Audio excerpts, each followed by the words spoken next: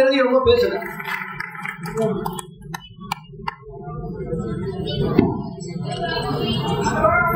தோழர்களே, முதல் நிகழ்ச்சியாக இந்த சிறப்பு மாநாட்டை NCCK மாப்பது செயலர் தோழர் KR அவர்கள் துவக்கி வைப்பார்.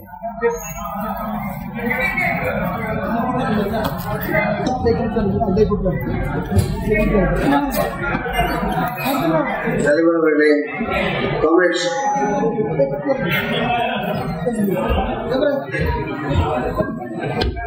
Comrade President and dear comrades, all the leaders on the dais and my dear comrades, நீங்கெல்லாம் தமிழ்நாட்டினுடைய பல முனைகளில் இருந்து இங்க வந்து குழுமி இருக்கக்கூடிய இந்த காட்சியை அரசாங்கம் பார்த்தால் நிச்சயமாக நம்முடைய கோரிக்கைகளை ஏற்றுக்கொள்வதை தவிர வேறு வழியில்லை என்பதை தெளிவாக ஆரம்பத்தில் சொல்ல. காம்ரேட்ஸ், நீங்க எல்லாம் இங்க வரும்போது 8th பே கமிஷன் என்னவாகும், 8th பே கமிஷனுடைய இன்டர்நெட் போடுறீங்கன்னு சொன்னா அதுல பென்ஷன் கால்குலேட்டர் எல்லாம் போட்டிருக்காங்க. இன்னும் பே கமிஷனே அமைக்கல. ஜனவரி மாதம் அதனுடைய முடிவெடுத்தார்கள். இப்ப ஆகஸ்ட் நிறைவடைய போகிறது. 8 மாசம் ஆச்சு. 8 மாதமாக யாரும் ரிட்டையர்ட் ஜட்ஜி கிடைக்கல போலுக்கு. இதுவரைக்கும் பே கமிஷனுடைய உறுப்பினர்கள் யார், அதனுடைய டேர்ம்ஸ் ஆஃப் ரெஃபரன்ஸ் என்ன என்பதை முடிவு செய்யவில்லை. JCM ஸ்டாஃப் சைடு கூப்பிட்டு பேசுறாங்களாம். உண்மைதான், பேசுறாங்க, உண்மைதான். டேர்ம்ஸ் ஆஃப் ரெஃபரன்ஸ் எப்படி இருக்க வேண்டும் என்று JCM ஸ்டாஃப் சைடு கொடுத்தாங்க. ஒரு பெரிய லிஸ்ட் கொடுத்தாங்கன்னு உண்மைதான். ஆனால் அரசாங்கம் இதுவரை எந்த முடிவையும் எடுக்கவில்லை என்பதை பார்க்கும்போது ஜனவரியில் எடுத்த முடிவு ஆகஸ்ட் வரை அமலாக முடியாது என்று சொன்னால் 12 மாதம் மினிமம் டைம் எடுத்த பே கமிஷனுக்கு. அப்புறம் கவர்மெண்ட் கொஞ்சம் டைம் எடுக்கும். எப்ப டைம் எடுக்க போறீங்க? 1/1/2026 இருந்து அமலாக வேண்டும் என்கிற நிலைமை இருக்கும்போது எப்படி அமலாக போறீங்க? பாலசுப்ரமணியம் AFP ஜெனரல் செக்ரட்டரி அவர்கள் இந்த பே கமிஷனுடைய இதையும் சேர்த்துதான் இந்த வேலிடேஷன் இருக்க வேண்டும் என்று சொன்னார்கள். ஆகவே அவருடைய கூட்டை ஏற்றுக்கொண்டு மிக சரியாக இந்த 2 கோரிக்கைகள், validation agreement, validation clause, validation of pension rules amended, இதையும் சேர்த்து 8வது பே கமிஷனை விரைவாக அமைக்க வேண்டும் என்கிற கோரிக்கையும் சேர்த்து 2 கோரிக்கைகளுக்காக இன்றைய தினம் 2வது கட்டமாக மாநில அளவிலான இந்த கன்வென்ஷனை நடத்துகின்றோம். முதல் கட்டம் முடிஞ்சு போச்சு. ஹியூமன் செயின் பல தோழர்கள் தலைவர் மிக சரியாக எடுத்துரைத்தார்கள். அந்த ஹியூமன் செயின் மிக சிறப்பாக தமிழகம் மட்டுமல்ல இந்தியா முழுவதும் மிக சிறப்பாக நடைபெற்றிருக்கிறது. அரசாங்கம் பழைய மாதிரி நினைக்க முடியாது. ஓய்வூதியர்கள் தானே என்று கிள்ளுக்கிளைகளை போல நினைக்க முடியாது. நாமெல்லாம் அனுமார்களை போல, அனுமாருக்கு என்ன பலந்தியா அவருடைய பலம் அவருக்கு தெரியாது, அனுமாருக்கு அவருடைய பலம் அவருக்கு தெரியாது. அவர் இந்து மத சுதந்திரத்தினுடைய கரையில உட்கார்ந்து இருந்தாராம். ஜாம்பவான் அவரை பார்த்து, ஏன் நீங்க சின்ன வயசுலயே சூரியனை பிடிப்பதற்காக நீ போன ஆளி அப்படி சொல்ல அவர் உசுரப்படுத்தாராம். ஒரே தாவினாரு. இலங்கைக்கு சென்றார். சீதாதேவியை பார்த்தார். திரும்பி வந்தார். ராமகிட்ட சொன்னார். இதெல்லாம் படிச்சிருக்கோம். ஆகவே நாமெல்லாம் அன்பார்களை போல நம்முடைய உலகம் தெரியாது. 17 கோடி பேர் இந்தியா முழுவதும் சீனியர் சிட்டிசன் இருக்கிறோம். 1 கோடிக்கும் அதிகமாக நம்முடைய சிவில் பென்ஷனர்கள் இருக்கிறோம். நம்முடைய குடும்பத்திலேயே 4 கோடி அல்லது 3 கோடி பேர் இருக்கிறோம். ஆகவே தோழர்களே, நாம் நினைச்சால் எந்த அரசாங்கத்தையும் உடனடியாக மாற்ற முடியும், இறக்க முடியும். அப்படி சாதாரணமான பலம் படைத்தவர் அல்ல ஓய்வூதியர்கள். ஆகவே இந்த பலத்தை வைத்துக் கொண்டு நாமெல்லாம் எப்படி இருக்கோம்னா ரொம்ப காமா இருக்கும், ரொம்ப காமா இருக்கும். ஆனால் தொடவே விவசாயிகளின் இயக்கத்தை பார்த்தோம்ல, அந்த ஜந்தர் மந்தர்ல ஓராண்டு காலத்திற்கு அந்த எவ்வளவு தடைகளை எதிர்கொண்டார்கள் சொல்லலாம், சாதாரண சொல்ல முடியாது. ஆகவே அப்படியெல்லாம் அவர்கள் கடுமையாக அந்த நிலைமையை எதிர்கொண்டுதான் அந்த பாராளுமன்றம் நிறைவேற்றிய 3 சட்டங்களையே தூக்கி எறிந்தார்கள் என்கிற வரலாற்றை நாம் உருவாக்கியிருக்கோம். அதே மாதிரி ஒன் பென்ஷன் டிஃபென்ஸினுடைய வெட்டரன்ஸ் சொல்லுவோம், veterans all comrades have waited for 2 years of the Modi government. ஆனா எந்த மாற்றம் வரல.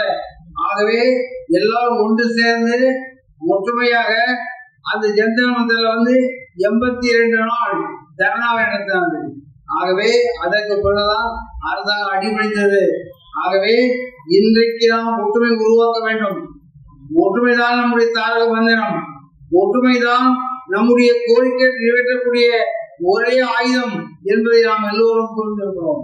ஆகவே ஒற்றுமையாக நாம் எல்லோரும் திரண்டு வந்த காரணத்தால்தான் ராஜா அண்ணாமலை மன்றம் தாங்க முடியாத அளவிற்கு நாம் மிகப்பெரிய ஒரு கூட்டத்தை நடத்தியிருக்கிறோம். ஆகவே ஒற்றுமைதான் நம்முடைய ஒரே பலம் என்பதை எல்லோரும் புரிந்து கொள்ள வேண்டும்.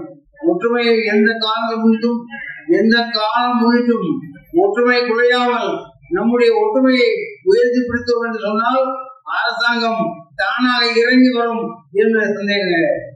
ஆனால் இன்றைக்கு அரசாங்கத்தினுடைய நோக்கம் என்ன நோக்கத்தை ஒரு பக்கத்தை எய்த் பே கமிஷன் ஜனவரி முடிவெடுத்தாங்க. டெல்லி எலெக்ஷன் அப்பதான் வந்தது. டெல்லி எலெக்ஷனுக்கு முன்னாடி டெல்லியில 3 லட்சக்கணக்கான மத்திய அரசு ஊழியர்களும் லட்சக்கணக்கான பென்ஷனரும் இருக்கக்கூடிய பகுதி டெல்லி. ஆகவே அவர்களுடைய வாக்குகளை குறிவைத்து அரசாங்கம் நகர்த்திய காய்தான் அந்த பே கமிஷன் காய். 8 மாசம் ஆச்சு, இதுவரைக்கும் அமைக்கல. ஆகவே இந்த 8 மாசத்துக்கு இடையில 3ஆம் மாதம் 25/3/2025 என்ன பண்ணாங்க? கவர்மெண்ட் வேல்யூஷன் கிளாஸை மிக சாமர்த்தியமாக பினான்ஸ் பில் 2021 சேர்த்து அதை பாஸ் பண்ணாங்க. ஏன் எதற்காக பினான்ஸ் பில்லோடு சேர்த்தார்கள் சொன்னால் அதையும் நாம் புரிந்து கொள்ள வேண்டும். பினான்ஸ் பில் தோற்கடிக்கப்பட்டால் உடனடியாக அரசாங்கம் கலையும் மட்டுமல்ல, எல்லா எம்பிக்களுடைய பதவியும் பறிபோகும், மீண்டும் எலெக்ஷன் வரும். ஆகவே பைனான்ஸ் பில் சொன்னா எல்லாரும் கைது விட்டுடுவாங்க, எல்லா பிஜேபி கைது விடுவாங்க. ஆனால் ஓய்வூதியர்களுடைய தாக்குதல் சொன்னால்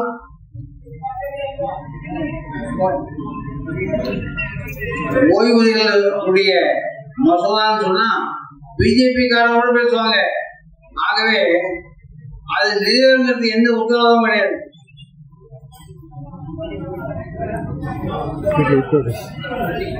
எந்த உத்தரவாதமும் கிடையாது. பார்லிமெண்ட்ல பேசுவாங்க. ஆகவே அந்த பேசுகின்ற நிலைமையை தவிர்க்க வேண்டும் என்பதற்காகத்தான் பினான்ஸ் பில்லோடு சேர்த்து எல்லாம் கைது வைக்கக்கூடிய பைனான்ஸ் பில் இல்லைன்னு சொன்னா எல்லாம் அவங்களுடைய பதவியை பறிவோம், எம்பிகளுடைய பதவி பறிவோம். ஆகவே பைனான்ஸ் பில்லோடு சேர்த்துதான் இந்த வேல்யூஷன் அமெண்ட்மெண்டை அவர்கள் உருவாக்கினார்கள். என்ன வேல்யூஷன்? எல்லா பென்ஷன்களையும் past pensioners can be distinguished according to the year of their retirement. நாம் எந்த ஆண்டு பணி ஓய்வு பெற்றோமோ அந்த அடிப்படையில் நம்மை தனித்தனியாக பிரிக்கக்கூடிய அந்த வாய்ப்பினை அரசாங்கம் பெற்றிருக்கிறது. அமெண்ட்மெண்ட் மூலமாக இதுவரை கோர்ட்டுக்கு தான் அதிகாரம் இருந்தது. கோர்ட் சொல்லி மிக தெளிவாக சொல்லியாச்சு, எந்த பென்ஷனையும் ஆர்டிபிஷியலாக நீ பிரிக்க முடியாது. அப்படி பிரிப்பது இந்திய அரசியலுடைய 14வது பிரிவுக்கு விரோதமானது அப்படின்னு மிக தெளிவாக சுப்ரீம் கோர்ட் சொல்லியிருக்கு. யார் சொன்னாங்கன்னா ஜஸ்டிஸ் சந்திரசூட். என்ன பேக்ரவுண்ட் சொன்னான்னு கேட்டா, அவர் சொன்ன பேக்ரவுண்ட் என்னன்னு சொன்னா மிக தெளிவாக நகாரா என்று எல்லோரும் போற்றக்கூடிய அந்த தந்தை இருக்கிறார் நகாரா, அவருடைய வழக்கு 17/12/1982 அந்த ஆண்டிலே அவருடைய அந்த தீர்ப்பை ஜஸ்டிஸ் சந்திரசூட் கான்ஸ்டிடியூஷன் பெஞ்ச் சார்பாக வழங்கிய போது அவர் மிக தெளிவாக சொன்னார், this is against Article 14 of the Indian Constitution. அதுக்கு முன்னாடியே கேசவானந்த பாரதி கேஸ் ஒன்று 14 சுப்ரீம் கோர்ட் நீதிபதிகள் அமர்ந்து ஒரு தீர்ப்பு என்ன தீர்ப்பு மிக தெளிவாக எழுதினார்கள். இந்திய அரசியல் சட்டத்தினுடைய அடிப்படை தூண்களாக இருக்கக்கூடிய ஃபண்டமெண்டல் ரைட்ஸ், அதையும் அந்த அரசியல் அமைப்பையும் யார் எந்த அரசாங்கம் மாற்றுவதற்கு அதிகாரம் கிடையாது என்று மிக தெளிவாக கேசவானந்த பாரதி கேஸ்ல பல ஆண்டுகளுக்கு முன்பாகவே கேரளாவில் இருந்து தொடுக்கப்பட்ட வழக்கில் மிக தெளிவாக உச்சநீதிமன்றம் அந்த தீர்ப்பு வழங்கியிருக்கு. ஆகவே அரசாங்கத்துக்கு அதிகாரம் கிடையாது. பென்ஷனர்களை அவர்களுடைய ரிட்டையர்மெண்ட் இயர் அடிப்படையில் பிரிப்பதற்கு அரசாங்கத்துக்கு எந்த உரிமையும் கிடையாது. ஆகவே இன்றைக்கு பிரிக்கக்கூடிய அந்த அதிகாரத்தை, கோர்ட்டினுடைய அதிகாரத்தை அவர்கள் கையில் எடுத்துக் கொண்டார்கள் என்று சொன்னால் அதை அனுமதிப்பதற்கு நாம் ஒன்றும் இழிச்சி வாய்கள் அல்ல என்பதை மிக தெளிவாக உணர்த்துவதற்குத்தான் இன்றைக்கு இந்த organisational shape and also legal fight என்கிற ஆயுதத்தை கையில் எடுத்திருக்கிறோம். தோழர்களே, இன்றைக்கு எல்லா பெண்களையும் ஒன்றாக்கி இருக்கிறோம். இதை தொடர்ந்து மேல செல்ல வேண்டியது உங்களுடைய கையில இருக்கிறது. நீங்க நினைச்சா இந்த ஒன்றும் உடையாமல் பாதுகாக்க முடியும். எல்லா மட்டங்களிலும் இன்னும் நிறைய பேஸ் இருக்கு. This is only second phase and third phase is meet the parliament members and give our memorandum. மாற்றங்கள் கொண்டு வரலாம். அது ஒன்றும் பெரிய விஷயம் கிடையாது. It's an ordinary issue. என்ன டைம் கொடுக்குறோம், டைமுக்குள்ள அது எல்லாரும் ஒவ்வொரு சொல்றீங்கன்னாக்க அதையும் கணக்கெடுத்துக் கொண்டு மெமோரண்டத்தை மாற்றுவதற்கு தயாராக தான் இருக்கிறோம்.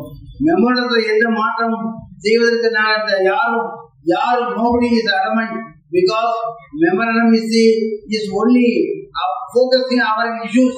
ஆகவே அரசாங்கத்துக்கு முன்னாடி நம்முடைய இஷ்யூ கொண்டு வரக்கூடிய சாதனம் தான் அந்த மெமோரண்டமாக இருக்க முடியும். மெமோரண்டத்தை மாற்றங்கள் தேவை என்றால் தாராளமாக குறிப்பிடலாம். அதில் ஒன்றும் மாற்றம் கிடையாது. ஆகவே சொல்லலே third phase is memorandum to parliament members, fourth phase meet the press, fifth phase and final phase. அது ஃபைனல் கிடையாது. இந்த ப்ரோக்ராமுடைய கடைசி கட்டமாக 10/10/2025 அன்றைக்கு டெல்லி செலோ ஜந்தர் மந்தரம் மிகப்பெரிய தருணம், அதற்கு எல்லோரும் வர வேண்டும் என்று உங்களை கேட்டுக்கொள்கிறேன். ஆகவே இந்த இப்படிப்பட்ட ஒரு இயக்கத்தை நாம் நடத்துகிறோம் என்று சொன்னால் forum of civil pensioners association என்கிற புதிய அமைப்பு உருவாகி இருக்கிறது. ஆகவே இந்த அமைப்பை மேலும் அதுக்குரிய லோகோவும் முன்னே இருக்கு, உங்களுக்கு எதிரே இருக்கு. ஆகவே இந்த லோகோவை பிரபலப்படுத்த வேண்டும். Forum of civil pensioners association என்கிற இந்த அமைப்பை மிக சரியாக புரிந்து கொண்டு இந்த அமைப்பை மேலெடுத்து செல்ல வேண்டும்.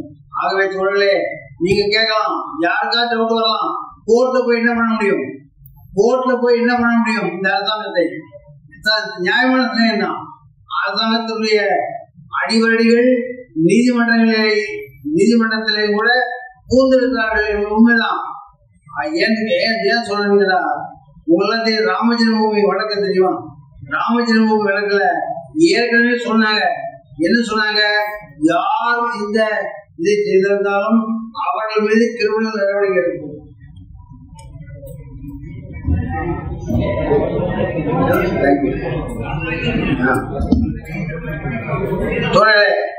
மிக சரியாக சொன்ன பழைய வழக்குல அப்ப வேற கவர்மெண்ட், மோடி கவர்மெண்ட் கிடையாது. மிக சரியாக சொன்னார்கள். என்ன சொன்னாங்க? யாரும் தவறி தெரிந்தாலும் அவங்க மேல கிரிமினல் ஆக்ஷன் எடுக்கப்படும். யார் சொல்றது? இதே உச்சநீதிமன்றம் தான். ஆனா இதே உச்சநீதிமன்றம் இப்போது என்ன சொன்னாங்க? எல்லாரும் பதிவு பண்ணுங்க அப்படின்னு சொல்லிட்டாங்க. ஆகவே சந்தேகம் வருது நியாயம்தான். நம்முடைய வழக்கில் நாம் வெற்றி பெறுவோமா என்கிற சந்தேகம் உங்களுக்கு வரலாம். தோழர்களே, மிக தெளிவாக சொல்லுகிறேன், கேசவானந்த பாரதி கேஸ் சரி, ஏற்கனவே நகாரா வழக்கிலும் சரி, உச்ச நீதிமன்றம் சொல்லி இருக்கக்கூடிய தீர்ப்பு என்ன என்ன தீர்ப்புன்னு சொன்னா, ஆர்டிகல் 14 எதிரானது. பழைய பென்ஷன்களை அவர்களுடைய இயர் ஆஃப் ரிட்டைர்மெண்ட் அடிப்படையிலே பிரிப்பது என்பது ஆர்டிகல் 14 விரோதமானது, அதை செய்ய முடியாது என்று மிக தெளிவாக சொல்லி இருக்கிறார்கள். ஆகவே இப்போது கூட அந்த நீதிமன்றத்துடைய அந்த அதிகாரத்தை கையில் எடுத்துக்கொண்டு மத்திய அரசாங்கம் நம்ம எல்லாம் நாம் எந்த ஆண்டு இருக்கிறோமோ அந்த ஆண்டின் அடிப்படையிலே பிரிக்கக்கூடியது என்கிற நடவடிக்கை செய்திருப்பது நீதிமன்றத்துக்கு செல்லாமல் வேறு எங்கு செல்வது? நீதிமன்றத்துக்கு சென்ற பிறகு நியாயம் கிடைக்கணும்னு சொன்னா ஆர்கனைசேஷன் செல்லும். That is why we are combining both the legal and the organizational activities என்கிற அடிப்படையிலே மிக சரியாக இந்த இயக்கத்தை முன்னெடுத்து செல்கிறோம். ஆகவே தோழர்களே, எந்த டவுட் வேண்டாம். நீதிமன்றத்தினுடைய தீர்ப்பு எப்படி இருந்தாலும் சரி, நீதிமன்றத்தினுடைய தீர்ப்பு நமக்கு சாதகமாக வந்தாலும் சரி, நமக்கு பாதகமாக வந்தாலும் சரி, ஆக கவலைப்படாதீர்கள்.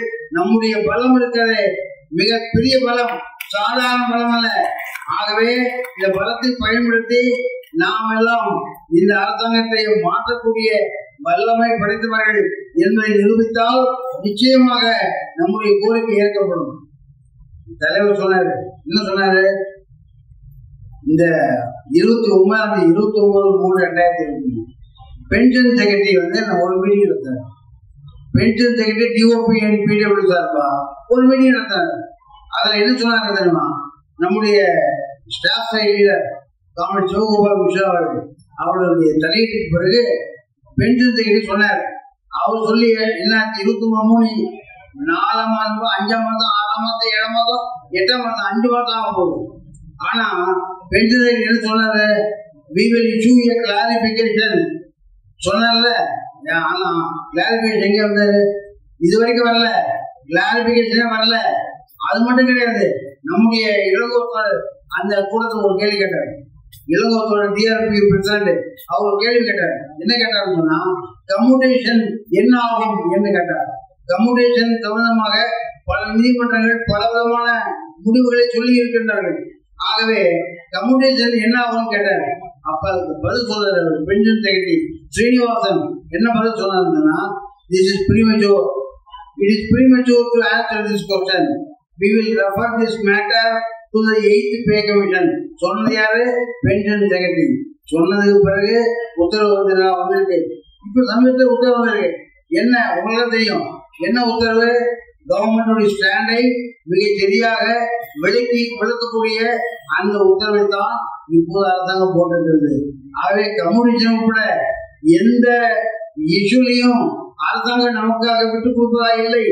ஆகவே தோழர்களே, உங்களுக்கு தெரியும் கொரோனா டைம்ல நம்ம அதுக்கு முன்னாடி வரைக்கும் senior citizens enjoying travel concession இந்த ரயில்வேஸ்.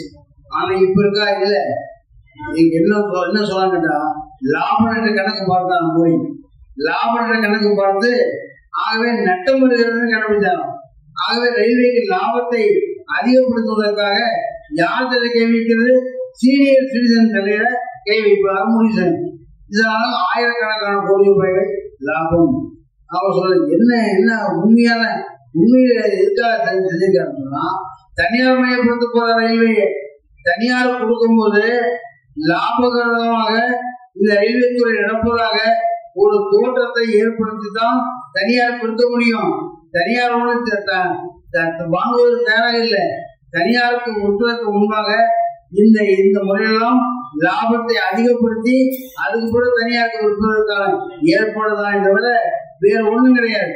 ஆகவே தோழர்களே, மிக தெளிவாக அரசாங்கத்தினுடைய நோக்கத்தை நாம் புரிந்து கொள்கிறோம், நம்முடைய பலத்தையும் புரிந்து கொள்கிறோம். ஆகவே தோழர்களே, இந்த validation agreement, validation amendment pension ரூல்ஸ்ல கொண்டு சொன்னா 1/1/2006 பிறகு ஏற்கனவே என்பிஎஸ் இருக்கு, ஏற்கனவே யூபிஎஸ் இருக்கு. என்பிஎஸ் யூபிஎஸ் வச்சு மத்திய அரசாங்கம் ஊழியர்களை 2ஆக பிரிக்கிறார்கள். அது மட்டும் கிடையாது, இன்னைக்கு பென்ஷன் வாங்காத சீனியர் சிட்டிசன் ஏராளம் பேர் உண்டு. ஆகவே தோழர்களே, central trade union are correctly focusing the demand of all pension to all the senior citizens.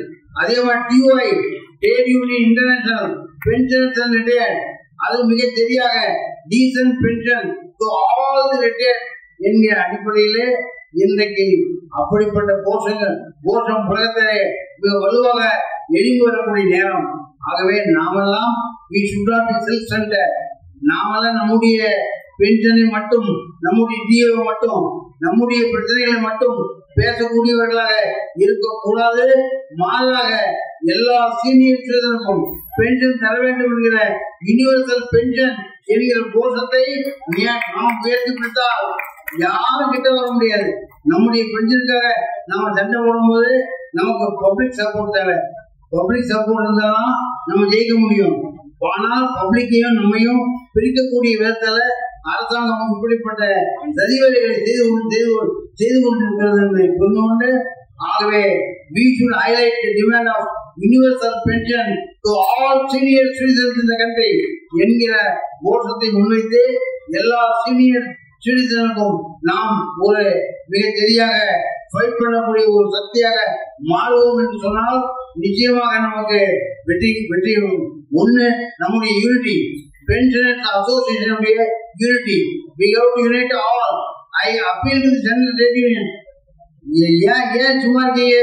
Pensioners unit பண்றதை விட பென்ஷனர்ஸ் தான் we don't have, we have not lost the capacity to struggle. இன்னும் சொல்ல போனா we have got all the experiences of the service, all the experiences of different trade unions and all the experiences of the embodiment தான் நான் ஓய்வு பெற்று வெளியே வந்துள்ளோம். American study is clearly telling 60 to 70 is the most productive year, 70 to 80 is the next productive year. எல்லா chief மினிஸ்டரும் எல்லா prime மினிஸ்டரும் எப்போ வராங்க பதவிக்கு? 60 வயசுக்கு பிறகு தானே. 60 கீழே யாராவது exception maybe there, but general rule என்னன்னு சொன்னா 60 வயதுக்கு பிறகுதான் யாரும் பிரைம் மினிஸ்டராவோ அல்லது சீஃப் மினிஸ்டராவோ வர முடியும். 70 is the most productive age. ஆகவே நாமெல்லாம் வெறுமன ஈஸியர் பாலிடிக்ஸ் பேசிக்கொண்டு பேப்பப்படுத்திக் கொண்டு அல்லது நம்முடைய கிராண்ட் சில்ட்ரனை ஸ்கூல் விடுவது, ஸ்கூல் அழைத்து வருவது இந்த வேலையை செய்யக்கூடிய பிண்டங்கள் அல்ல என்பதை மிக சரியாக சர்க்காருக்கு உணர்த்த வேண்டிய நேரம் வந்துவிட்டது. ஆகவே தோழரே, உங்களை எல்லாம் கேட்டுக்கொள்கிறேன், மிக சரியாக இந்த 2 விஷயத்திலும் 8வது pay commission should be formed immediately, and there are sections like BSNL, like MTNL, like banks, like LIC, like EPF who are denied pension updation for many years. நாம எல்லாரும் ஒண்ணு சேர்ந்த பிறகு எல்லாருக்கும் பென்ஷன் வாங்கி தர வேண்டிய நம்முடைய கடமை. ஆகவே யாரையும் விடுவதல்ல நம்முடைய நோக்கம். ஆனால் சிவில் பென்ஷன் அசோசியேஷன் இதற்கு முன்கை எடுத்திருக்கிறது. உங்களுடைய பேராதரவை நீங்கள் நல்க வேண்டும் என்று கேட்டுக்கொண்டு இந்த கன்வென்ஷனை துவக்கி வைப்பதிலே பெரும் மகிழ்ச்சி அடைகிறேன். இந்த கன்வென்ஷன் துவங்கட்டும். மிக சரியான செல்லக்கூடிய ஒரு கன்வென்ஷனாக இந்த கன்வென்ஷன் அமையட்டும் என்று சொல்லி முடிக்கிறேன். மிக சிறப்பான ஒரு துவக்கத்தை ஆற்றியிருக்கக்கூடிய NCCK-உடைய மாபெரும் செயலாளர் KR அவர்களுக்கு நன்றி. டைமையும் கரெக்டா மெயின்டைன் பண்ணார். 30 நிமிஷத்துக்குள்ள இந்த சிறப்பு மாநாட்டை நடத்துவதற்காக நாங்கள் கலந்து ஆலோசனை செய்யும் போது எப்படியும் கூட்டம் என்பது அதிகமாக இருக்கின்றதால மற்ற மண்டபங்கள் ஹால்லாம் கூட பார்த்தோம். ஆனா நமக்கு கட்டுப்படியாகாத ஒரு சூழல்ல அந்த காஸ்ட் இருந்தது 2 லட்சம் 3 லட்சம் சொல்லக்கூடியது. ஆகவேதான் இந்த மண்டபத்தை நாம் தேர்ந்தெடுத்தோம். பல பகுதிகளில் இருந்த தோழர்கள் திரளாக வந்திருக்கீங்க. பல பேர் உட்கார்வதற்கு இருக்கை இல்லாமல் நின்று கொண்டிருக்கிற ஒரு நிலைமை முழுவதும் நாங்கள் மேடையிலிருந்து பார்த்து கொண்டிருக்கிறோம். இப்படிப்பட்ட ஒரு நிலைமை ஏற்படுறதுக்காக நான் வருந்துகிறேன், மன்னிப்பும் கோருகிறேன். வரக்கூடிய காலத்தில் இந்த மாதிரியான இன்னும் சற்று முன்னேற்பாடோடு இந்த திட்டமிடல் என்பது இருந்திருந்தால் சரியாக இருக்கும். அதை செய்வோம். இப்போ இந்த கூட்டத்திற்கு இன்னும் கூடுதலாக நாற்காலிகள் வர வைக்கப்பட்டிருக்கின்றன.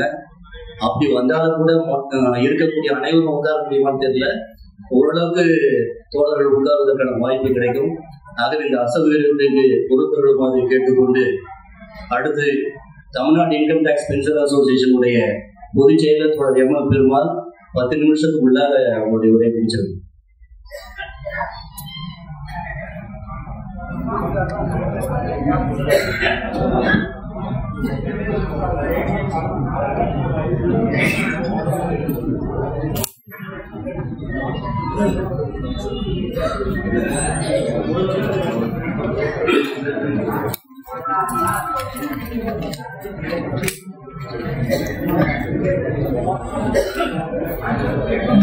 இங்கு கூடியிருக்கின்ற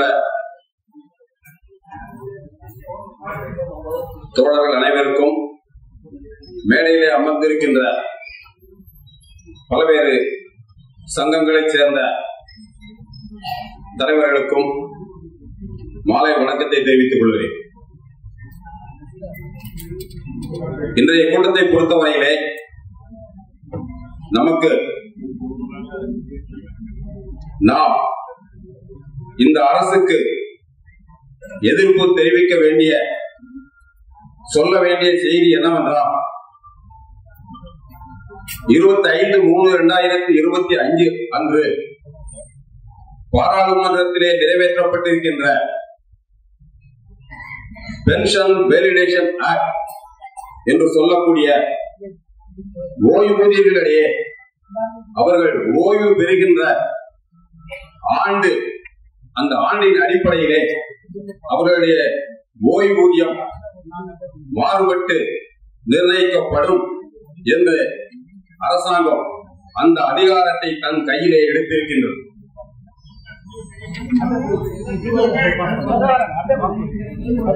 இந்த அதிகாரம் ஓய்வூதியர்கள் மத்தியிலே மிகுந்த பய உணர்வையும் அச்சத்தையும் தோற்றுவித்திருக்கின்றது.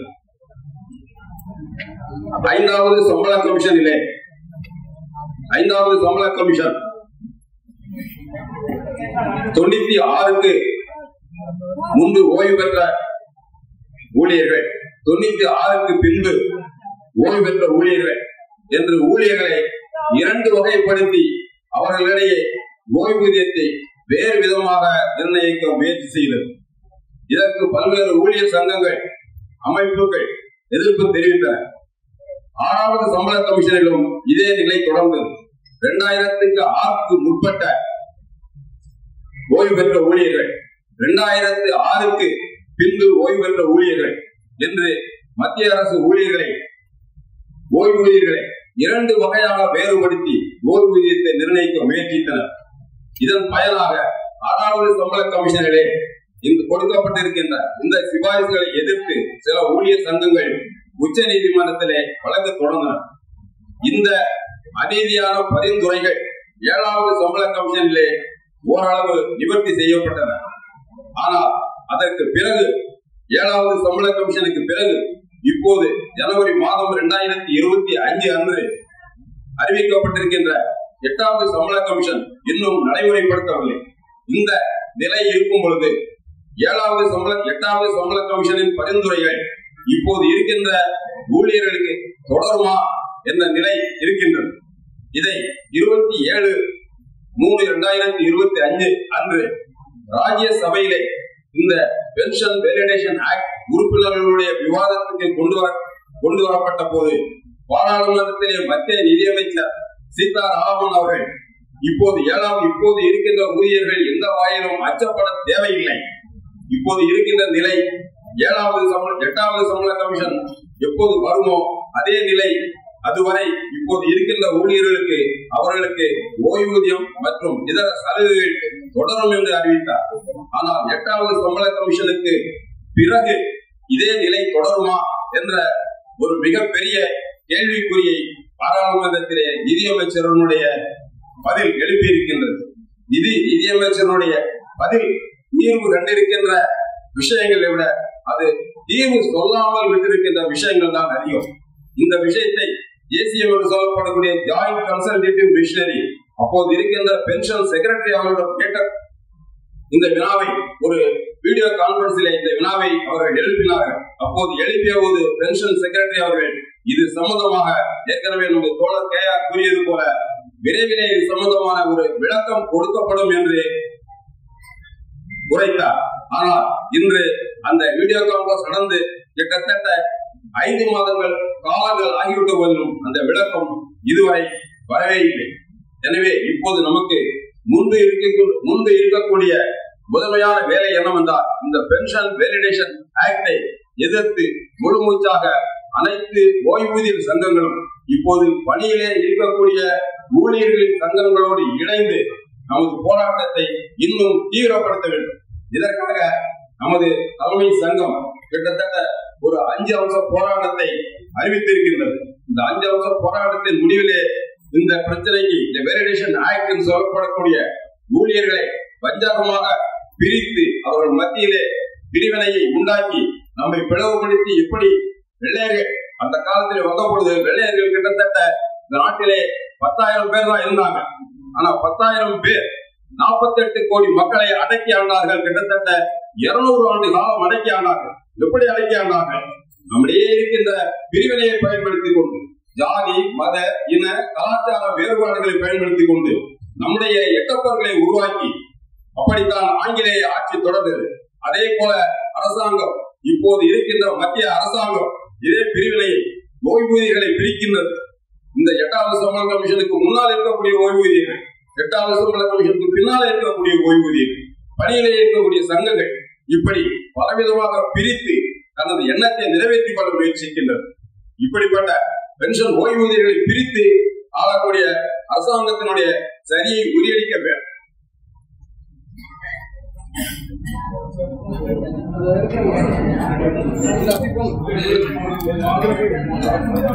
சரியை முறியடிக்க வேண்டும் என்றால் நாம் அனைவரும் ஒற்றுமையாக இருந்தால்தான் முடியும். அப்படி ஒற்றுமையாக இருந்தால்தான் நாம் இந்த அரசாங்கத்தின் சரியை முறியடித்து ஓய்வூதியர்களுடைய ஒற்றுமையை நிலைநாட்ட முடியும்.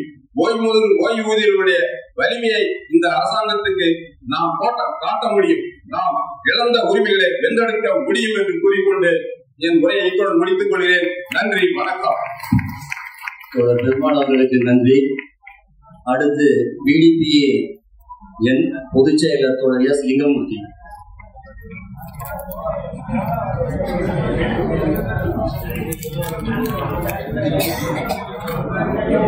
மேடையில் அமர்ந்திருக்கக்கூடிய அனைத்து தலைவர்களுக்கும், இங்கே திரளாக கூடியிருக்கின்ற அனைத்து தோழர் தோழிகளுக்கும் என் சார்பாக நன்றியும் நன்றி கலந்த வணக்கத்தையும் சமர்ப்பதில் பெருமகிழ்ச்சி அடைகின்றேன்.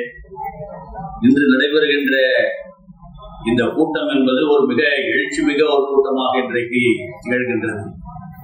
காரணம், பாராளுமன்றத்திலே உருவாக்கப்பட்டிருக்கின்ற அந்த சட்ட திருத்தத்தின் அடிப்படையில் இன்றைக்கு உருவாக்கப்பட்ட இந்த போரம் அந்த திருத்தத்தை மட்டுமல்ல, வரக்கூடிய காலங்களில் பென்ஷன்களை பாதுகாக்கக்கூடிய ஒரு இயக்கமாக இந்த இயக்கம் விளங்க வேண்டும் என்பதுதான் மிக முக்கியமான ஒரு அம்சம்.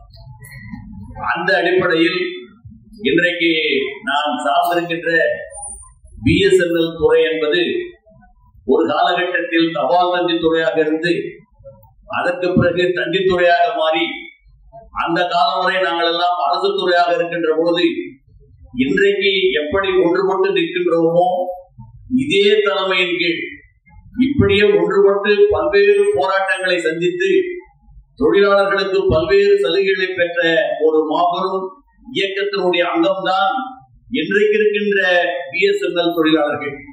BSNL தொழிலாளர்கள் ஒரு பொதுத்துறை ஊழியர்களாக இருந்தாலும் அதிலே பணியாற்றக்கூடிய ஊழியர்கள் 2000 எங்களை பொதுத்துறையாக மாற்றுகின்ற பொழுது ஒரு மாபெரும் போராட்டத்தின் அடிப்படையில் அந்த தொழிலாளர்களுக்கெல்லாம் அரசு பென்ஷன் இல்லை என்கின்ற பொழுது அதை மீட்டெடுக்கின்ற ஒரு போராட்டத்தை நடத்தி இன்றைக்கு அரசு பென்ஷனை நாங்கள் பெற்றுக் கொண்டிருக்கிறோம். ஆனால் ஒவ்வொரு அந்த அரசு பென்ஷனை பெறுகின்ற பொழுது புதிய சம்பள உடன்பாடு மாறினால்தான் அந்த பென்ஷனையே திட்டமிடுகிறார்கள். ஆனால் 1/1/2017 வர வேண்டிய அந்த சம்பள உடன்பாடு என்பது இன்று வரை ஏற்படவில்லை. அதனால் பென்ஷனும் மாறவில்லை. பென்ஷனுக்காக ஒரு பக்கம் மிகப்பெரிய ஒரு போராட்டத்தை தனிப்பட்ட முறையில் குறிப்பாக நம்முடைய பிஎஸ்என்எல் என்ற பொதுத்துறையில் உள்ள ஊழியர்கள் போராடி கொண்டிருக்கின்ற இந்த தருணத்தில் ஒட்டுமொத்தமாக அகில இந்திய அளவில் இருக்கக்கூடிய மத்திய அரசு ஊழியர்கள் அல்லது மாநில அரசு ஊழியர்கள் எந்த ஊழியர்களாக இருந்தாலும் அவர்கள் இந்த 8வது சம்பள கமிஷனுக்கு பிறகு ஏற்படுகின்ற அந்த மாற்றத்தின் அடிப்படையில் அப்பொழுது அந்த நம்முடைய பென்ஷனை நிர்ணயிக்கின்ற போது அதை எப்படி நிர்ணயிப்பது என்பதை அவர்கள் திட்டமிடுகின்றார்கள். இது நாள் வரை ஒரு சம்பள கமிஷனை நியமிப்பார்கள் மத்தியில் என்று சொன்னால் அந்த சம்பள கமிஷனுடைய அடிப்படையில் மத்திய அரசு ஊழியர்களுக்கு சம்பள மாற்றம் ஏற்படும். அதையேதான் பயன்படுத்தி மாநில அரசுகளும் இதுவரை வாங்கிக் கொண்டிருந்தார்கள். ஆனால் வரக்கூடிய காலங்களில் அவர்கள் ஒரு தேதியை நிர்ணயிப்போம் என்கின்ற ஒரு நிலை, ஒரு மோசமான ஒரு நிலைமை இன்றைக்கு மத்திய அரசு கொண்டு வந்திருக்கிறது. அவர்களை பொறுத்தளவில் முதலில் இதை கூறுவார்கள், அதற்கு பிறகு பென்ஷனையே இல்லை என்று சொல்லக்கூடிய ஒரு வாய்ப்பை உருவாக்கி விடுவார்கள்.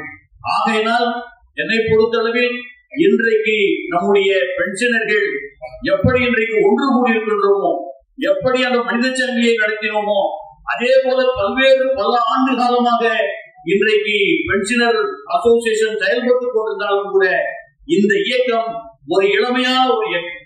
வயதிலே நாம் எல்லாம் மூத்தவர்களாக இருக்கலாம். இந்த இயக்கம் ஒரு இளமையான ஒரு இயக்கம். எப்பொழுதுதான் துவங்கி இருக்கின்றோம். இந்த இயக்கத்தின் பின்னால் ஒற்றுமையாக இருந்து எழுச்சியாக எந்த போராட்டம் அறிவித்தாலும் அதை சிறப்பான முறையில் நடத்தி வெற்றி காண்போம் என்று கூறி வாய்ப்பு நன்றி கொடுக்கின்றேன். நன்றி வணக்கம். குறிப்பிட்ட நேரத்துக்கு முன்னாலே தோழர் அவர்களுடைய உரையை முடித்து விட்டார். நன்றி. அடுத்து KR அவர்கள் இந்த தீர்மானத்தை உங்கள் முன்னால் வைப்பார். கஷ்டம். Resolution should be moved on behalf of the nation. நான் என்னுடைய தூவரை ஆற்றிய போது இந்த ரெசல்யூஷன் காப்பி எடுக்கிறேன். ஆகவே இப்பொழுது இந்த காப்பி எல்லாரும் therefore I move this resolution on behalf of the last கவர்னரை சந்தித்து 28ஆம் தேதி டைம் கேட்டிருக்காங்க. சென்னையில தெரியும் நமக்கு கவர்னர் வீட்டுக்கு ஊர்வலமாக செல்லக்கூடிய பழைய காலம் அது இல்லை. இன்னைக்கு கவர்னர் வீட்டுக்கு கவர்னர் மாளிகைக்கு யாரும் ஊர்வலமாக செல்ல முடியாது. அப்படி இருக்கக்கூடிய இந்த சூழ்நிலையில we are sought an interview with the governor. அவர் கொடுத்தால் நேரடியாக சென்று அவரை சந்தித்து அவரை வைத்து அவன் மூலமாக மத்திய அரசாங்கத்திற்கு அனுப்புவோம். ஏதாவது காரணத்தால கவர்னர் சந்திக்க முடியாதுன்னு சொல்றாங்க, இமெயில் அனுப்புவோம். இமெயில் அனுப்பிவிட்டு எல்லா மாநிலங்களிலையும் இந்த மோதலை கொடுக்கிறோம். அது சென்ட்ரல் கவர்மெண்ட் போகும். ஆகவே சென்ட்ரல் கவர்மெண்ட் யாரும் தெரியாது சொல்ல முடியாது. ஹியூமன் செயின் மிக சிறப்பாக நடத்தி இருக்கிறோம். ஆகவே கவர்மெண்ட் ரெப்ரசன்டேட்டிவ்ஸ் எங்களுக்கு தெரியவே தெரியாதுன்னு சொல்லவே முடியாது. ஆகவே கவர்மெண்ட் தெரியப்படுத்தக்கூடிய எல்லா நடவடிக்கைகளும் எடுப்போம் என்று சொல்லி இந்த ரெசல்யூஷனை உங்கள் சார்பாக தலைமையின் சார்பாக உங்களுக்கு அறிமுகப்படுத்துகிறேன். இதை எல்லோரும் பின்னால் வருகிற எல்லா ஸ்பீக்கர்களும் இதை ஆதரிப்பார்கள். அதற்கு பிறகு நிறைவேற்றுவோம். ஏகமானதாக நிறைவேற்றப்பட்ட இந்த தீர்மானத்தை கவர்னர் மூலமாக மத்திய அரசாங்கத்துக்கு அனுப்பி நம்முடைய குரலை மிகச் சரியாக அரசாங்கத்துக்கு சொல்லுவோம் என்று சொல்லி இந்த ரெசல்யூஷனை உங்கள் மத்தியிலே மூவ் செய்கிறேன்.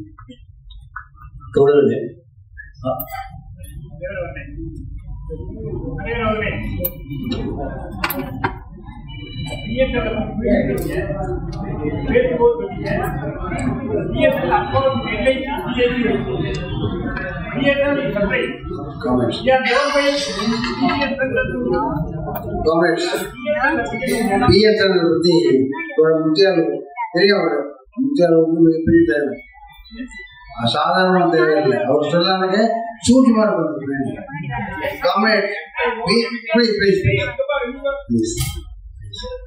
BSNL MDNL பத்தி ரெண்டு opinion. One opinion is that it should be a separate one and 15% should be given. அது மட்டும் கிடையாது, வேஜ் எக்ரிமெண்டோட தனியாக பிரித்து வேஜ் எக்ரிமெண்ட் எம்ப்ளாயிஸுக்கு போடுறீங்களோ இல்லையோ, எப்போ நீங்க கவர்மெண்ட் எக்ஸ்செக்கர்ல இருந்து இந்த பென்ஷனுடைய மொத்த செலவினத்தையும் ஏற்றுக்கொள்வதாக நீங்கள் சொல்லிவிட்டீர்களோ, அதற்கு பிறகு the 15% should be given to the pensioners in BSNL, MTNL. This is the right advanced by NCCPA and also by AIBDPA. There are other organizations like AIBSL, PWE and other organizations which went to the court and they are successful and demanding the central government employees, central government pensions என்ன pension தருகிறதோ அதே அடிப்படையில் தர வேண்டும் என்கிற நீதிமன்ற வழக்கை வென்றிருக்கின்றார்கள். அதுதான் அதுக்கு எகென்ஸ்டா மேல போயிருக்கு. இதோ தெரிஞ்ச விஷயம். ஆகவே we are impartial. Forum of Civil Pensioners Association is impartial, like deglobalization has issued a notice. Very impartial. ஆகவே தோழர்களே, எந்த கான்ட்ரோவர்சியும் இந்த இடத்துக்கு கிளம்பாதீங்க. We are impartial. We want to take a line that all the BSNL, MTNL, DOT union should sit together and talk out among themselves and come out with a single demand. Then only the forum of civil association can focus that demand. அது வரைக்கும் பொதுவாக தான் சொல்லுவோம். என்ன சொல்லிருக்கோம், BSNL, MTNL பென்ஷன்களுக்கு இது வரைக்கும் எந்த விதமான பென்ஷன் அப்டேஷன் கிடையாது. பேங்குக்கு எந்த விதமான பென்ஷன் அப்டேஷன் கிடையாது. ஜிஎஸ்டிக்கு எந்த விதமான பென்ஷன் அப்டேஷன் கிடையாது. அதே மாதிரி இபிஎஃப் பென்ஷன்களுக்கும் ஏமாத்துறாங்க. இதைதான் சொல்ல முடியும், இவ்வளவுதான் சொல்ல முடியும். அந்த டிமாண்டுக்குள்ள போக முடியாது. அந்த டிமாண்டுக்குள்ள போகணும்னு சொன்னாக்க ஒரே டிமாண்டாக எல்லா பென்ஷன் அசோசியேஷனும் ஒன்றாக உட்கார்ந்து தனியா உட்கார்ந்து பேசி ஒரே டிமாண்டை கொடுங்க, அந்த டிமாண்டை ஹைலைட் பண்றோம். ஆகவே இப்போது இந்த கன்வென்ஷன் நோக்கம் மிக தெளிவான நோக்கம் என்னதான், ஒன்னு வேலிடேஷன் கிளாஸ், இன்னொன்னு 8th CPC. இந்த ரெண்டு டிமாண்ட் ஹைலைட் பண்றதுதான் இதோட நோக்கம். இது ஏற்கனவே எல்லா அசோசியேஷனும் ஒத்துக்கொண்ட விஷயம். இதை தவிர வேறு எந்த தேர்ட் டிமாண்டையும் இதை கொண்டு வரக்கூடாது. ஆனால் இதை சுட்டுக்கு விட்ட போது சில யூனியன்ஸ் எல்லாம் BSNL, MTNL பத்தி தனி பேராகிராஃப் போடுங்க அப்படின்னு கேட்டதுனால தனி பேராகிராஃப் போட்டுருக்கோம். அதே மாதிரி BSNL, MTNL பத்தி இவ்வளவு சொல்லியிருக்கோம். நான் சொன்னதான் சொல்லியிருக்கோம். They are due for pension division. இதை தவிர எதுவும் சொல்லல. அதை அரசாங்கத்தை கணிச்சிருக்கோம். இவ்வளவு செய்ய முடியும். வேற நீங்க உட்கார்ந்து உங்களுக்குள்ள பேசி ஒரு டிமாண்டை கொடுங்க, நாங்க ஏத்துக்கிறோம். அப்ப ஏத்துக்கலாம்னு சொன்னா நீங்க தாராளமாக எங்களை டிசைட் பண்ணலாம். இந்த அளவோடு இந்த BSNL, MTNL பற்றி தயவு செய்து முடிவு. அடுத்து அனைத்து இந்திய அஞ்சல் ஆரம்ப ஓய்வூதியர் சங்கத்தினுடைய அனைத்து இந்திய பொருளாளர் தோழர் சி. சேகர் அவர்கள் பேசுவார்.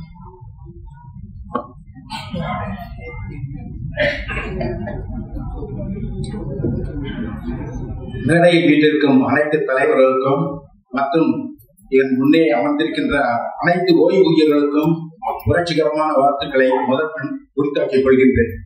தோழர்களே, பக்கத்திலே மக்கள் கடந்து இருக்கின்றது. ஆனால் இன்றைக்கு அது ராஜா அண்ணாமலை மன்றத்திற்கு வந்துவிட்டதோ என்று நினைக்க தோன்றுகின்றது. இந்த கூட்டம் மிக சரியான நேரத்திலே துவங்கி இருக்கின்றது. வழக்கமாக கூட்டம் என்றால் ஒரு அரை மணி நேரம் தாமதமாக தொடங்கும். ஓய்வூதியர்கள் எல்லாம் மிக சுறுசுறுப்பாக முன்பே கூடிவிட்டார்கள். நாம் தான் கூட்டத்தை சற்று நேரம் கழித்து ஆரம்பித்தோம். குறிப்பிட்ட நேரத்திலே இது கண்டிப்பாக முடிக்கப்படும். நானும் குறிப்பிட்ட நேரத்திலே முடித்துக் கொள்வேன். தோழர்களே, இந்த வேலிடேஷன் அமெண்ட்மெண்ட் எப்போன்னு கேட்டீங்கன்னா 1/6/1972 இருந்து கொண்டு வருவாங்களாம். 25ல ஒரு வேலிடேஷன் பண்ணி அதை 1/6/72 இருந்து கொண்டு வர நோக்கம் என்னன்னு கேட்டீங்கன்னா 100 வயசுக்கு கீழே உள்ள யாருக்குமே எந்த அதிகாரமும் கொடுக்க கூடாது. பே கமிஷனே அமைச்சா கூட 100 வயசுக்கு மேல எத்தனை பேர் இருக்க போறாங்க? அதாவது 1914ஆம் ஆண்டுக்கு முன்பு பிறந்தவர்களுக்கு மட்டும்தான் அதிகாரம் கொடுக்கப்படும். யாராவது இருப்போமா? ரொம்ப ரேரா தான் இருப்பாங்க. கவர்மெண்டுடைய ஒரு தீய நோக்கத்தை இது வெளிப்படுத்துது. அது மட்டுமல்லாது இந்த ஏற்கனவே முன்னாடி தோழர்கள் எல்லாம் கூறின மாதிரி நகாராவுடைய ஜட்ஜ்மெண்ட் மிக தெளிவாக சொல்லி இருக்கிறது. ஓய்வூதியர்களை அவர்கள் ஓய்வு பெற்ற தேதியை வைத்து பாரபட்சம் காட்டக்கூடாது, அது பென்ஷனருடைய அடிப்படை உரிமைகளுக்கு எதிரானது என்று கிளியரா மிக தெளிவாக கூறியிருக்கிறது. ஆனால் இவர்கள் முன்பு ஓய்வு பெற்றவர்கள் பின்பு ஓய்வு பெற்றவர்கள் என்று சொல்லி நம்மளையெல்லாம் ஏமாற்ற பார்க்கின்றார்கள். குறிப்பாக 8வது ஊதிய குழுவின் பலன் 2026க்கு பின்னால் ஓய்வு பெற்றவர்கள் தான் கிடைக்கும் என்று சொல்கிறார்கள். இதை நாம் நிச்சயமாக என்றைக்குமே ஏற்றுக்கொள்ள முடியாது. ஆனாலே நோஷனல் இன்கிரிமெண்ட் கேஸ் பாத்தீங்கன்னா 1/5/23 இருந்து கொடுப்பாங்களாம். அதுக்கு ஒரு ஆர்டர் போட்டிருக்காங்க. இதுக்கு முன்னாடி கேஸ் போட்டவங்களுக்கு எல்லாம் அந்தந்த ஓய்வு பெற்ற அடுத்த நாள்ல கொடுத்திருக்காங்க. ஆனா இந்த ஆர்டர் போட்டு இப்போ 1/5/23 2010 ஓய்வு பெற்றா 2023 வரைக்கும் 13 வருஷம் அவங்களுக்கு எதுவும் கிடையாது. இது ஒரு எவ்வளவு பெரிய அநீதி! உண்மையிலேயே ஒரு மக்கள் நல அரசாக, ஓய்வூதியர் நல அரசாக, ஊழியர் நல அரசாக இருந்தால் இப்படியெல்லாம் சட்டம் போடக்கூடாது. இவர்கள் இதற்கெல்லாம் எதிராக இருக்கின்றார்கள் என்பது இதை வைத்தே நீங்கள் புரிந்து கொள்ளலாம். தொடர்களே, அடுத்து 8வது ஊதிய குழு. 8வது ஊதிய குழு கடந்த ஜனவரி மாதம் 16ஆம் தேதி மந்திரி சபை கூட்டத்திலே முடிவெடுக்கப்பட்டு அறிவிக்கப்பட்டது. அது என்ன காரணம் எல்லாருக்கும் தெரியும், இருந்தாலும் நான் சொல்ல வேண்டிய கடமை எனக்கு இருக்கின்றது. அதாவது பிப்ரவரி 5ஆம் தேதி டெல்லியிலே அசம்பிளி தேர்தல் நடக்கின்றது. அந்த தேர்தலிலே ஆளுங்கட்சியாக இருக்கக்கூடிய பாஜக கடந்த பல ஆண்டுகளாக வெற்றி பெறவில்லை. இந்த முறை எப்படியாவது வெற்றி பெற வேண்டும் என்ற நோக்கத்திற்காக, அதாவது டெல்லியிலே கிட்டத்தட்ட 25% ஓய்வூதியர்களும் மத்திய அரசு ஒன்றிய அரசு ஊழியர்களும் இருக்கின்றார்கள். அவர்களுடைய ஓட்டை பெற வேண்டும் என்ற ஒரே நோக்கத்திற்காக அந்த சம்பள கமிஷன் உத்தரவை, சம்பள கமிஷன் அமைப்போம் என்று ஒரு அறிவிக்கையை வெளியிட்டது. ஆனால் கிட்டத்தட்ட 7 மாசம் ஆகிவிட்டது. இதுவரை அதற்கு தலைவர்களோ அல்லது மெம்பர்களோ நியமிக்கப்படவில்லை. கிட்டத்தட்ட எனவே இவர்கள் என்று அறிவிப்பார்கள் என்று இதையெல்லாம் அறிவித்து என்றைக்கு அது ரிப்போர்ட் கொடுக்கும், ரிப்போர்ட் கொடுத்த பின்னால் எத்தனை மாதங்கள் எடுத்துக் கொள்வார்கள், எப்பொழுது இம்ப்ளிமெண்ட் செய்வார்கள் என்று யாருக்கும் தெரியாது. எனவே நான் ஒரு முக்கியமான விஷயத்தை இங்கே குறிப்பிட கடமைப்பட்டிருக்கின்றேன். அதாவது இடைக்கால நிவாரணம் 24% கொடுக்க வேண்டும் என்று நான் கேட்டுக் கொள்கின்றேன். அவர்கள் எப்பவோ அமைக்கட்டும், எப்பவோ முடிவை கொடுக்கட்டும். ஆனால் இடைக்கால முன்பெல்லாம் கொடுத்திருக்கிறோம், வாங்கி இருக்கின்றோம். அந்த அடிப்படையிலே 24% இடைக்கால நிவாரணம் கொடுக்க வேண்டும் என்று நான் வலியுறுத்தி கூட கடமைப்பட்டிருக்கின்றேன். ஏன் 24% என்று ஒரு கேள்வி எல்லோருக்கும் வரலாம். அதற்கு என்ன காரணம் என்று சொன்னால், சமீபத்திலே கடந்த ஆண்டு நாடாளுமன்ற உறுப்பினர்களுக்கு அவர்கள் எந்த பே கமிஷனுமே அமைக்காமல் அவர்களுடைய ஊதியத்தை உயர்த்தி இருக்கின்றார்கள். எவ்வளவு உயர்த்தி இருக்கிறார்கள் என்று சொன்னால் 24% உயர்த்தி இருக்கிறார்கள். 1 லட்சம் ரூபாய் நாடாளுமன்ற உறுப்பினர் சம்பளம் என்று சொன்னால் தற்பொழுது 1,24,000 ரூபாய் அவர்களுக்கு சம்பளம். அது மட்டுமல்லாது தொகுதிப்படி 87,000 ரூபாய், அலுவலகப்படி 75,000 ரூபாய், இதையெல்லாம் சேர்த்து மொத்தமாக 2,86,000 ரூபாய் வருகிறது. நான் அந்த அடிப்படையிலே தான் நாடாளுமன்ற உறுப்பினர்கள் 24% கொடுக்கும் பொழுது நமக்கு ஏன் கொடுக்க கூடாது? கொடுத்தால் இந்த நாடு என்ன முடிவிடுமா?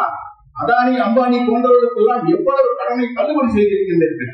உழைத்தவர்களுக்கும் உழைத்தவர்களுக்கும் ஏன் கொடுக்க கூடாது?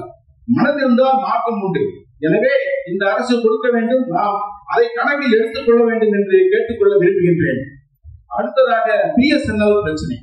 பிஎஸ்என்எல்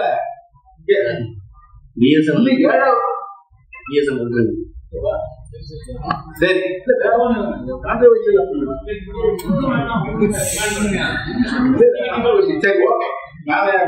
எதுவும் பேச விரும்பல.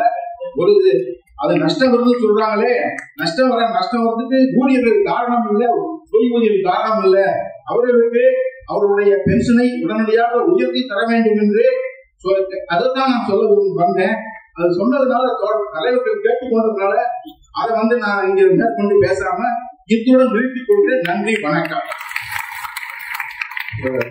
அவர்களுக்கு நன்றி. அடுத்து all India BSNL pensioner welfare association உடைய அனைத்து இந்திய தலைவர் அருமைத்தோழர் டி கோபாலகிருஷ்ணன் அவர்களுக்கு நன்றி.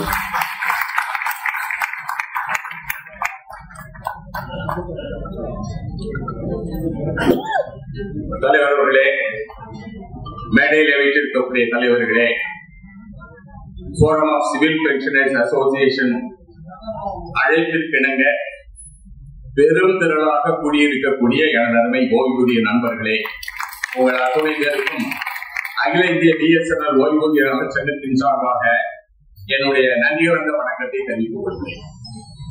மேடையில இருக்கக்கூடியவர்களுக்கு ஒரு வேண்டுகோள். தமிழ்நாட்டில் forum of civil pensioners association என்ற அமைப்பை உடனடியாக துவங்குவதற்கு ஏற்பாடு செய்யும்.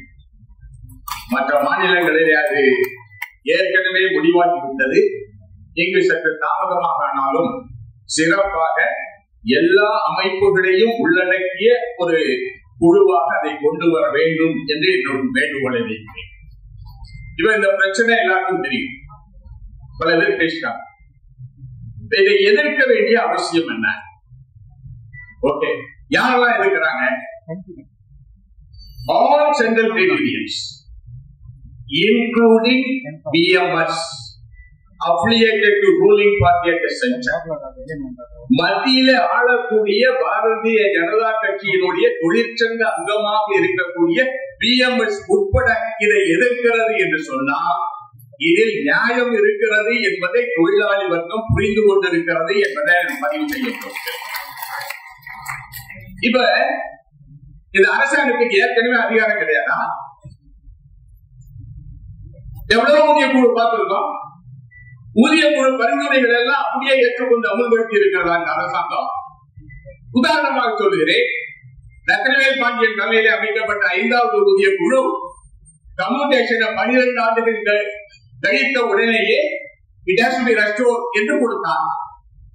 அரசாங்கம் ஏற்றுக்கொள்ளவில்லை. Parliamentary standing committee, yes, it's a recommendatory nature. That was not accepted and implemented by the government.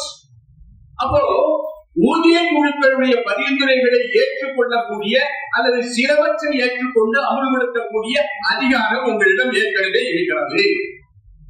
அப்படி இருக்கும்போது இன்றைக்கு இந்த ஸ்பெஷல் ப்ரொவிஷன் ஏன்? That's a big point. அதற்கு காரணம் என்ன என்று பார்க்கிற போது இதுக்கு முன்னாடி சிசிஎஸ் பென்ஷன் ரூல் திருத்தப்படலையா? திருத்தப்பட்டிருக்கு. 1972 rules was repealed by CCS Pension Rule 21. Oppose பண்ணுமா? இல்ல. அப்ப அந்த திருத்தங்களை எல்லாம் யார் கொடுத்தார்கள்? பென்ஷன் இலாக்கா கொடுத்தது. ஆனால் இந்த திருத்தத்தை யார் கொடுத்திருக்கிறார்கள்? Department of law and justice. இதுவரைக்கும் பென்ஷன் திருத்தத்தை லா அண்ட் ஜஸ்டிஸ் டிபார்ட்மெண்ட் கொடுத்ததாக இந்திய வரலாறு கிடையாது. அப்ப ஏன் இதை செய்யலாம் என்று பார்க்கிற போது சில எக்ஸ்பர்ட்ஸ் இருக்கிறாங்க, சில பேர் பேசுறாங்க. என்ன கூட 2 தலைவர்கள் சொன்னாங்க, அட்வொகேட்டை கன்சல்ட் பண்ண. இந்த அட்வொகேட் என்ன சொன்னாங்கன்னா, இது பைனான்ஸ் பில்ல வர்றதுனால இதுக்கு ஆயுட்காலம் 1 ஆண்டு தான் அப்படின்னு சொன்னாங்க. யாரு? Advocate opinion, legal opinion. Is it a fact? 25-26 budget மட்டும்தான் 1 ஆண்டுக்கு. ஆனா அதுல கொண்டு வரக்கூடிய இன்கம் டாக்ஸ் ஆக்ட் சட்டம் திருத்தமானாலும் சரி, அல்லது சிசிஎஸ் பென்ஷன் ரூல் திருத்தமானாலும் சரி, 1 ஆண்டுக்கு வேலிடிட்டி கிடையாது. அப்படின்னா ஏன் 1/72 எடுத்து கொண்டு வராங்க? 52 years back. What is the need? அதையும் நிதியமைச்சர் கொண்டு வராங்க. என்ன காரணம்? அந்த 29/3/2025 கொண்டு வந்த அந்த கெசட் நோட்டிபிகேஷனை கேர்ஃபுல்லா படிச்சீங்கன்னா தெரியும். பார்ட் 4ல என்ன சொல்றாங்க? The notification says validation of the CCS pension rules and principles for expenditure on pension liabilities from the consolidated fund of India. இதுதான் விஷயம் இருக்கு. ஏன் இந்த திருத்தத்தை கொண்டு வர்றாங்கன்னு சொன்னா, அரசினுடைய செலவினத்தை குறைக்க வேண்டும். என்ன செலவினத்தை குறைக்க வேண்டும்? ஓய்வூதியத்திற்கான செலவினத்தை குறைக்க வேண்டும். அதாவது liability. Pension liability from the Consolidated Fund of India. That is why the Honorable Finance Minister moved before the Parliament as an act along the finance bill. இல்லையா? அப்போ இதனுடைய நோக்கம் அரசினுடைய ஓய்வூதிய செலவை குறைக்க வேண்டும் என்பது தெளிவாக மாறிய பிறகு இன்னும் சில பேருக்கு சந்தேகம் இருக்கு. இதை எதுக்கணுமா? இன்னும் சில பேர் சொல்றாங்க பென்ஷன் செக்ரட்டரியினுடைய கிளாரிபிகேஷன் வந்தா போதும், அல்லது அரசாங்க பார்லிமெண்ட்ல ஒரு உத்தரவாதம் கொடுத்தா போதும். No, I am not in favor of it. It's a law. No executive order can change the law unless it is amended by the parliament. ஆகவே நண்பர்களே, the issue is very serious. நண்பர்களே, இதை புரிந்து கொள்ள வேண்டும். அப்போ இந்த 29/3/2025 கெசட் நோட்டிபிகேஷன்ல கோட் பண்றாங்க. ஒரு உச்ச நீதிமன்றத்தினுடைய தீர்ப்பு. நேரத்தில் அவ்வளவுதான் போல. அந்த உச்ச நீதிமன்றத்தினுடைய தீர்ப்புல என்ன சம்பந்தமான கேஸ் தெரியுமா? ஆந்திர பிரதேசத்துக்கும் பென்ஷனர்ஸ் அசோசியேஷனுக்கும் உள்ள கேஸ். எது சம்பந்தமா தெரியுமா? கிராஜுவிட்டி அரியர்ஸ் சம்பந்தமா. அப்ப அந்த கிராஜுவிட்டி அரியர்ஸ் கொடுக்க கூடாது என்று உச்ச நீதிமன்றம் தீர்ப்பு வழங்கியிருக்கு. அதை கோட் பண்றோம் இந்த கெசட் நோட்டிபிகேஷன்ல. கிராஜுவிட்டியும் பென்ஷனும் ஒன்னா இல்ல, நான் சொல்லல, உச்ச நீதிமன்றம் சொல்லிருக்கு. கிராஜுவிட்டி அரியர்ஸ் சொன்ன அதே உச்ச நீதிமன்றம் நான் இன்னொரு கேஸ கோட் பண்ண முடியும். உச்ச நீதிமன்றத்துடைய case Central Bank of India versus M சேதுவாகம். அந்த கேஸ்ல உச்ச நீதிமன்றம் கிராஜுவிட்டி அரியர்ஸ 2 லட்சம் ரூபாயை ரெஸ்பாண்டன்ட்க்கு கொடு என்று சொல்லி உச்ச நீதிமன்றத்தினுடைய ஸ்பெஷல் பவர் இருப்பாங்க ஆர்டிகல் 142 அதை இம்போஸ் பண்ணாங்க.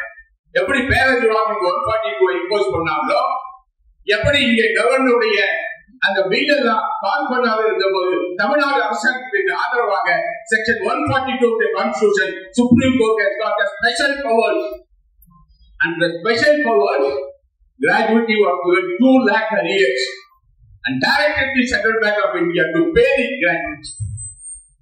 இன்னொரு விஷயம் என்ன சொல்லுது?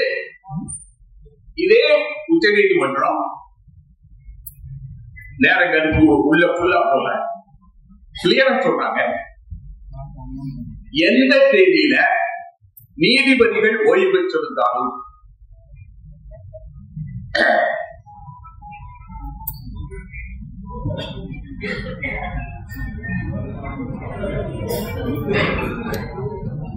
பாரா 7 14/1/1988 உச்ச நீதிமன்றத்தினுடைய தீர்ப்பு. அந்த தீர்ப்புல அந்த பாரா 7 என்ன சொல்றாங்கன்னா, the judges of the High Court and Supreme Court will be entitled to the pensionary benefits under the amended Act of 1973 irrespective of the date of their retirement.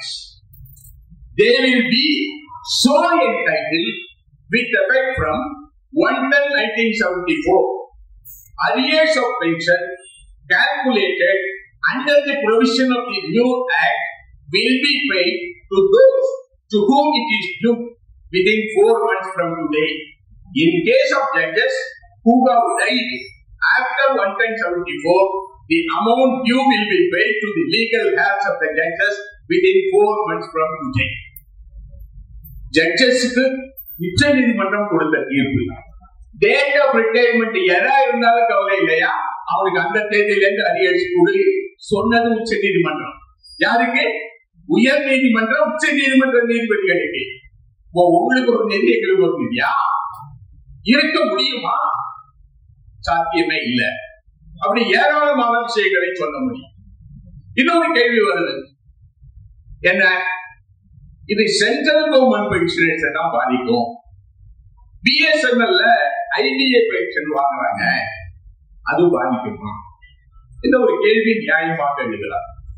நான் சொல்றேன், இந்த கெசட் நோட்டிபிகேஷன்ல பாரா 148 ஏ சாரி பி பிரிவு என்ன சொல்லுதுன்னா pension rules means CCS pension rules 1972 as it existed prior to its seizure of operation or CCS pension rule 2021 or CCS extraordinary pension rule 2023 made under the proviso to article 309 of the constitution and instructions issued thereafter.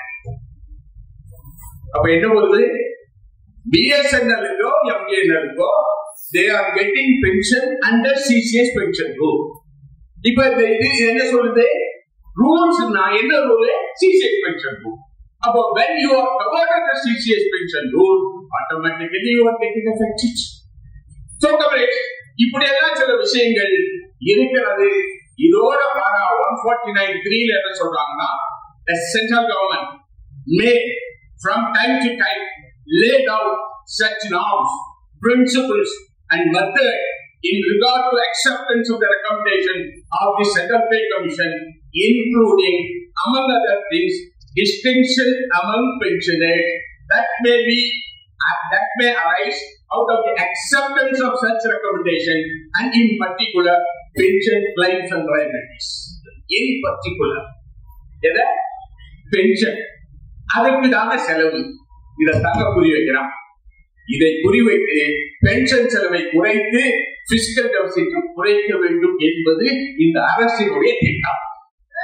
இதை புரிந்து கொள்ள முடியவில்லை என்று சொன்னால் நிச்சயமாக no pensioner union what it stop can keep quiet not to oppose this bill. இல்லையா? அப்படி ஒரு சங்கம் புரிந்து கொள்ள வேண்டிய அவசியம் இருக்கிறது. இப்ப இந்த செலவினத்தை குறைக்கிறீங்களா? நான் போல ஒரு விஷயம் இந்த பட்ஜெட்ல ELI ஒரு ஸ்கீம் அனௌன்ஸ் பண்ணாங்க. ELI என்ன? Employment linked incentive. இந்த எம்ப்ளாய்மெண்ட் லிங்க்டு இன்சென்டிவ்க்கு இந்த ஆண்டு பட்ஜெட்ல 99,446 கோடி ரூபாய் அலாட் பண்ணியிருக்காங்க. இதுல புதிய வேலை வாய்ப்புகளை உருவாக்குவதற்காக வேலைவாய்ப்புகளை உருவாக்கணுமா? உண்மை. அன்எம்ப்ளாய்மெண்ட் அதிகமா இருக்கா? உண்மை. என்ன கொண்டு வராங்கன்னா புதிய வேலை வாய்ப்புகளை உருவாக்குற போது புதிதா ஒரு வேலைக்கு வராம பாருங்க, அவனுக்கு ஒரு தடவைக்கு 15,000 ரூபாய் கொடுக்கும். எம்ப்ளாயருக்கு பெனிஃபிட் 15,000 ஒன் டைம் பேமெண்ட், மாசம் கிடையாது. இந்த 15,000 கூட 2 இன்ஸ்டால்மெண்டா கொடுப்பான். 6 மாசத்துக்கு அப்புறம் 1, 12 மாசத்துக்கு அப்புறம் 1. நான் எம்ப்ளாயருக்கு எவ்வளவு தெரியுமா? ஒரு ஆளை வேலைக்கு எடுத்துட்டான்னு வச்சுங்க, ஒரு மாசத்துக்கு 3,000 ரூபாய். இந்த திட்டம் 2 வருஷத்துக்கானது. இந்த 1/8 ஆரம்பம் 25 31/7/2027 வரைக்கும் இந்த திட்டம். ஓராண்டிலே மட்டும் 99,466 கோடி ரூபாய் இந்த பட்ஜெட்ல. நான் கேட்கிறேன், ஒரு ஆளுக்கு வேலை கொடுத்தா ஒரு முதலாளின்னா மாசம் 3,000 ரூபாய், வருஷம் 36,000 ரூபாய், 2 வருஷத்துக்கு கொடுப்பேங்கிறான் 72,000 ரூபாய். எம்ப்ளாயிக்கு 72,000 ரூபாய், எம்ப்ளாயிக்கு 15,000 ரூபாய்.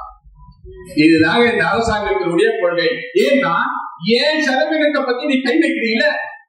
எனக்கு பென்ஷன் கொடுப்பது லைபிலிட்டின்னு சொல்றீங்க, அதை குறைக்க வேண்டும் என்று சொல்லுகிற அரசாங்கத்தை பார்த்து நாம் கேட்க வேண்டிய கேள்வி, இன்னைக்கு எம்ப்ளாய்மெண்ட் லிங்க்டு இன்சென்டிவ் எங்க பெயரில அவனுக்கு 72,000 ரூபாய் கொடுக்குற, எனக்கு 15,000 ரூபாய், அது ஒரு 2 இன்ஸ்டால்மெண்ட்ல.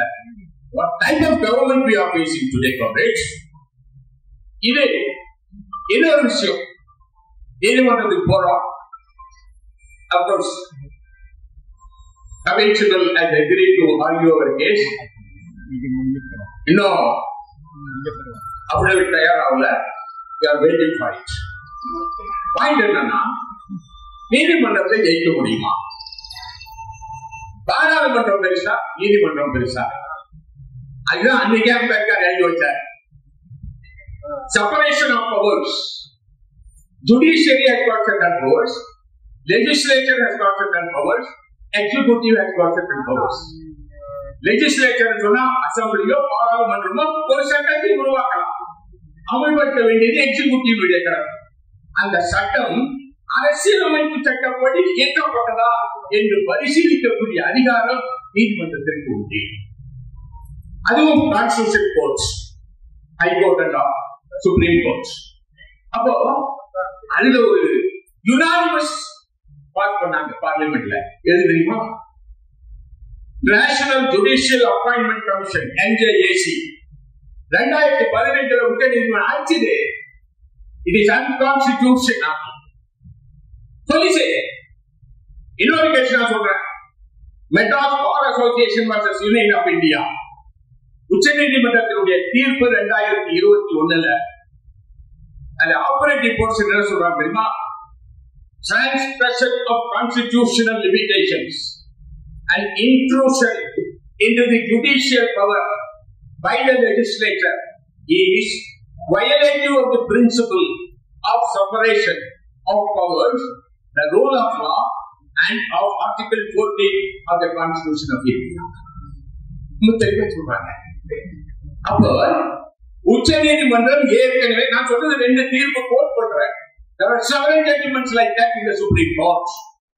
ஆகவே நண்பர்களே, இந்த வழக்கை நம்மால வின் பண்ண முடியுமா? முடியாதா? There are precedents. இதே உச்ச நீதிமன்றம் அரசியல் அமைப்பு சட்டத்திற்கு எதிரானது. நீங்க ஓய்வூதியர்களை அவர்கள் ஓய்வு பெற்ற தேதியின் அடிப்படையில் பிரிப்பது என்பது அரசியல் சாசன பிரிவு 14க்கு எதிரானது என்பதை ஏற்கனவே நகரா தீர்ப்பு வழங்கிவிட்டது. ஆகவே அது 5 நீதிபதிகள் அடங்கிய constitutional bench. It is not even 2-member bench, 3-member bench. It's a constitutional bench. அதனாலதான் நகரா என்ன காட்டா வேகனா காட்டா அப்படின்னு சொல்றோம் அந்த ஜட்மெண்ட். ஆகவே இது அரசியல் அமைப்பு சட்டத்திற்கு முரணானது, ஆர்டிகல் 14க்கு எதிரானது. ஆகவே நீதிமன்றத்தில் உச்ச நீதிமன்றத்தில் இந்த தீர்ப்பு ஏற்றுக்கொள்ளக்கூடியதாக இருக்க முடியாது என்று சொல்லி இன்னும் ஏராளமான விஷயங்கள் இருந்தாலும் கூட நேரம் கருதி மற்ற தலைவர்களுக்கு வழிவிட்டு வாய்ப்புக்கு நன்றி விடுகிறேன். நன்றி, வணக்கம்.